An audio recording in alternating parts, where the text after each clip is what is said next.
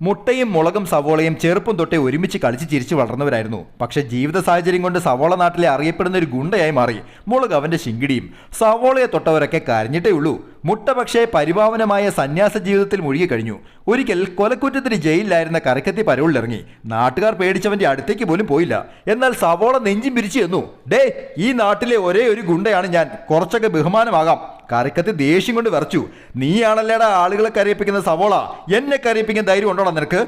സവോള വാശിയോടെ കരക്കത്തിയെ തല്ലാൻ ചെന്നു. ക്രൂരനായ കരക്കത്തി സവോളയെ വെട്ടി തുണ്ടം തുണ്ടമാക്കിയിട്ടു. തടയാൻ ചെന്ന മുളകിനെയും അരിഞ്ഞ് കഷ്ണങ്ങളാക്കി. അത് കണ്ട മുട്ടയ്ക്ക് സഹിച്ചില്ല. തന്റെ ചങ്ങാതിമാരുടെ ജീവന് വേണ്ടി മുട്ട ഉഗ്ര തപസ് തുടങ്ങി. പക്ഷേ ദൈവം പ്രത്യക്ഷപ്പെട്ടതേയില്ല. ഓം മന്ത്രോച്ചാരണം തുടരാൻ തന്നെ മുട്ട തീരുമാനിച്ചു. തപസിന്റെ തീവ്രതയിൽ മുട്ട പൊട്ടിയൊഴുകി സവോളയുടെയും മുളകിന്റെയും കഷ്ണങ്ങളിലേക്ക് പടർന്ന് ചൂടത്ത് കിടന്ന് വെന്തു. സൗഹൃദത്തിന്റെയും നൊമ്പരത്തിന്റെയും പ്രതീകമായി അങ്ങനെയാണ് ഇത്രയും ഓംലെറ്റ് ഉണ്ടായത്. Happy drawing, Saneesh Divakaran.